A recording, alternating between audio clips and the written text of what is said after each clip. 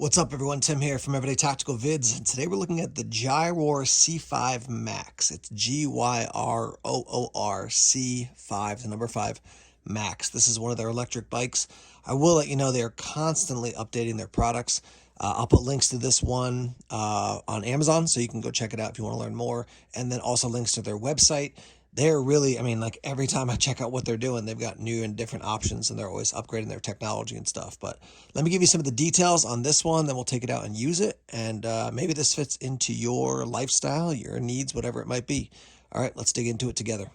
All right, so one of the first things people often ask is how fast can it go and how far can it go? So you've got a top speed here of 22 miles per hour. That's 35 kilometers an hour, and they can go 37 to 50 miles. So they noted, as you can see, it's got some big tires, so they're suitable for all terrain. It is an interesting experience. If you've never ridden on an electric bike before, it's definitely different. So it's not the exact thing as like hopping on a scooter or hopping on your normal bike and pedaling and get a little extra oomph.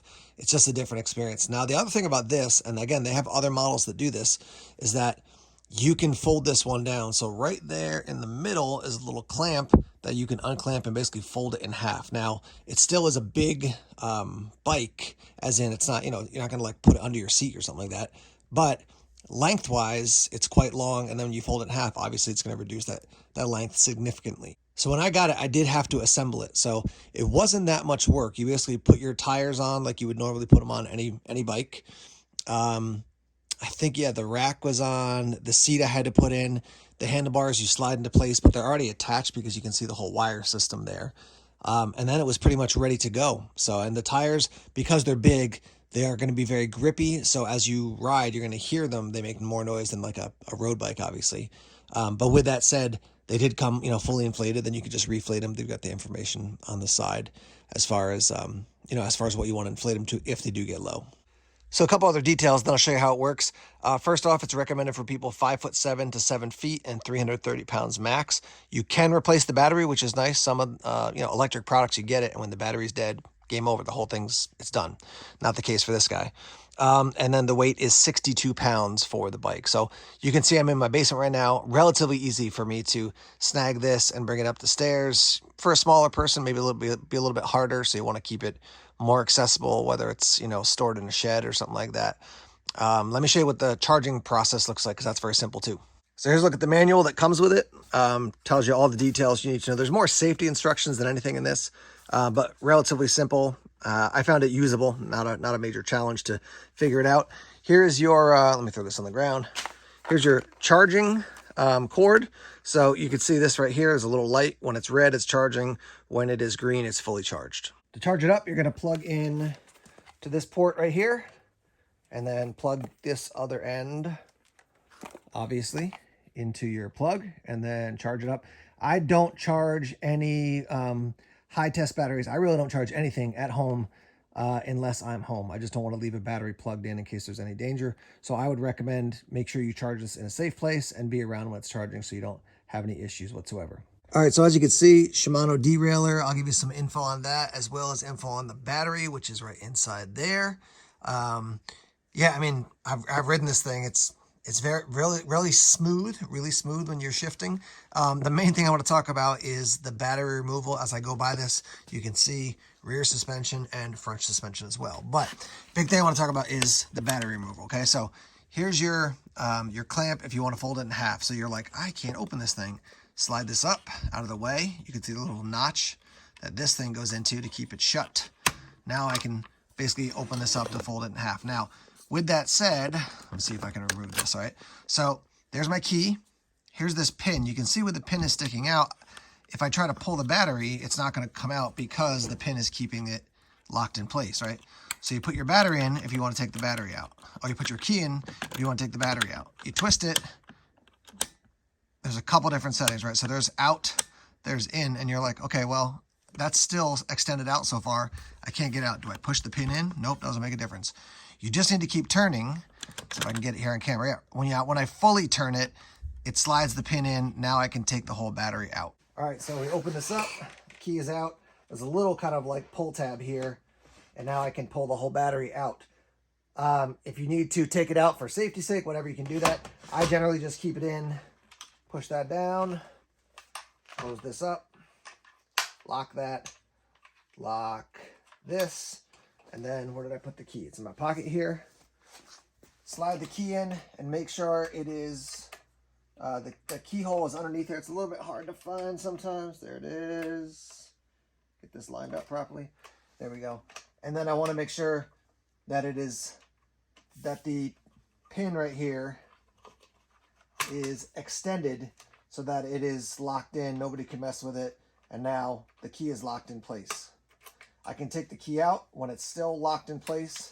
If I go fully in the other way, now the battery can go out, halfway out, but still locked in. The key's not going to move, or so the battery's not going to move. If I turn it fully, the key won't come out at all. So not really sure why you would have it in this state, but in this middle state, I can take the key out, lock this guy down, still use it. I got the key out of the way there, and now it's ready to rock and roll. Okay, now if you've never used an electric bike before, basically the electric part of it is for the assist. So what you're gonna do, and we'll show you when we get out there, but you're gonna set your miles per hour, or sometimes it's the gear setting, but you've got a couple different gears, so it's easier and more challenging to pedal. Like if you're on a long flat stretch, you put it in that lower gear. It's a little bit harder to pedal maybe, but you're getting more power. When you're going up and you wanna adjust it, you put it in that higher gear. But basically what happens with your assist is that once you have the assist set, say at 10 miles an hour, and you're going up to a 30% incline, right? It'll keep you going that way. Now, if you keep pedaling, you're kind of combining your power and the bike's power, sort of. And I'll show you how to adjust that. It does have the power button. It also has a little horn, which I'll show you what that looks like when we use it. But let's get it outside and take it for a ride now. All right, we got a windy day here in New Hampshire, but we're gonna show you how this guy works. So right now, power's off. The LCD screen just says 0. It's like a normal bike at this point, right? So if you want to shift up, press the plus. It's going to make it harder to pedal, all right, as we go up. And then if I want to bring it back down, push it like that. Now I'm down in 1. You can see my feet are spinning more freely, easier to go. So at this point, it's basically just a heavy bike, which on a flat surface like this, I'm still getting a little bit of workout. But that's the basic with no power going on here. You can see I've got a light and a horn over there. And again, because I don't have the power on, not gonna work at this point. All right, so this middle button, you can see the plus, the minus, and the M. If you hold the M button down for 3 seconds, it's gonna give you power on. So let me just show you that real quick. 1, 2, 3, there's power. Now, you see PAS1, that's pedal assist 1. And you can see as I drop down to a certain speed, I start pedaling a little bit up. It wants to get me up over 5, basically. So 5.6, 5.4. When I drop down under 5, it's gonna kick on in a second here. There's 4. There's 3 as I start to pedal. 3.7. Okay, now it's gonna kick me up. So it's gonna get me moving basically when I'm not moving. If I stop pedaling completely, it's basically like, I guess you don't want to go anywhere. It's gonna slow me down and eventually just stop. All right.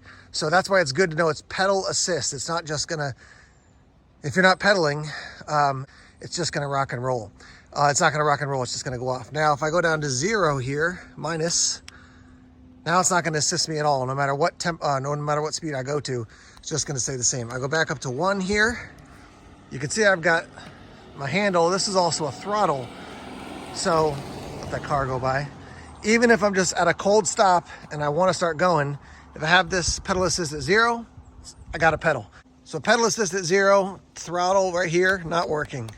If I put this up to 1, now I'm at a dead stop, hit this. Boom, it's gonna get me going. And now I'm up into pedal assist. All right. So I'm gonna adjust this so I'm at a better speed. So my gears are where I want them to be. I'm pedaling, so it's kicking me up a little bit. All right, so I'm cruising along here, 9.2, 9.1. It's gonna wanna kick me up a little bit. It can get me up till 10. Now, if I'm at pedal assist 1, I hit the throttle. It's gonna get me up around 10, but it's not gonna put me beyond that, all right? So I gotta go up to pedal assist 2 if I wanna go faster. There's pedal assist 2. I hit the throttle, still pedaling here. Now it's gonna get me up to a higher speed. Let's see, 13.4 on pedal assist 2. All right, we got it in pedal assist 3 now. Pedal assist 3. Starting to go up a hill here. It's definitely rocking.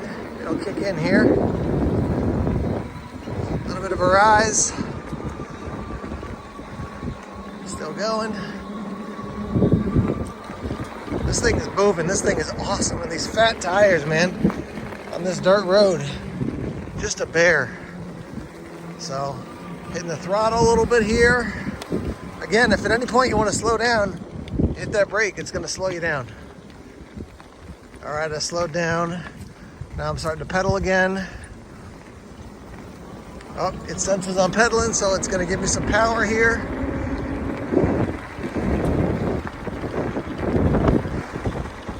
Cruising along. Awesome. Here's a quick look at your front light.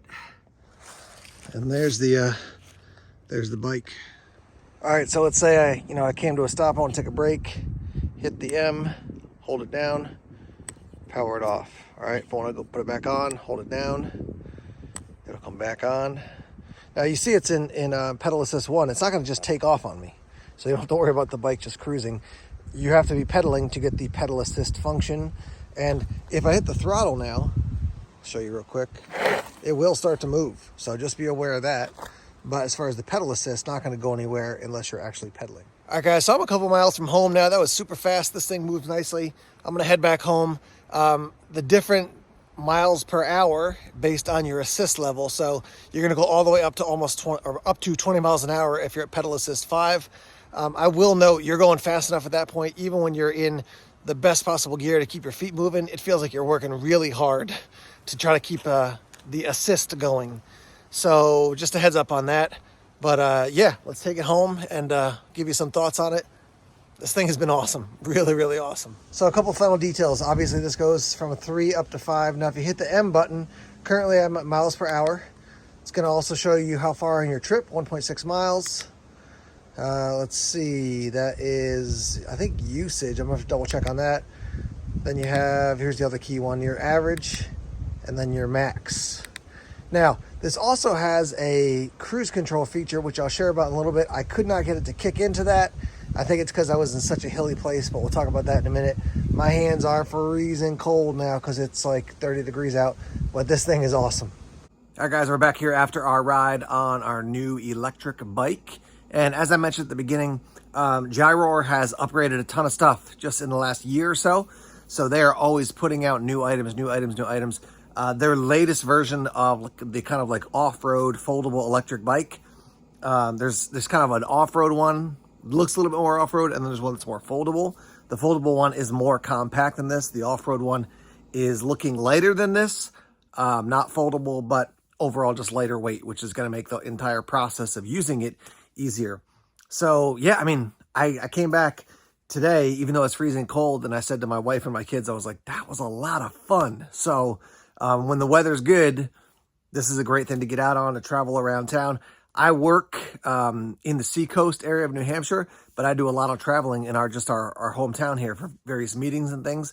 So hopping on the electric bike to tool around town, I think it's going to be a lot of fun. So yeah, if you got questions, feel free to leave them in the comments. If you've used something from Gyroar, I've tried this and also one of their hoverboards, which unfortunately died because one of my kids left it out in the rain. But they've been really fun and great products. So let's hear your experience with them. And if you own an electric bike, let us know about that. I'll put links to this bike down below, as well as the Gyroar website over on Amazon, so you can check them out. All right, thanks for checking out this video, and let's have some discussion in the comments section now. All right, guys, thanks for joining us for this video. If you haven't done so already, please subscribe to Everyday Tactical Vids on YouTube, and then click that little bell button so you get updates when we release new videos. We're on social media, so we're on Facebook, Twitter, Instagram, Tumblr, and Vero as well. Yes, I do know that Twitter is called X now, so we're on Facebook, X, Instagram, Tumblr, and Vero as well. Hope you guys are doing well. More videos are always coming soon. Take care.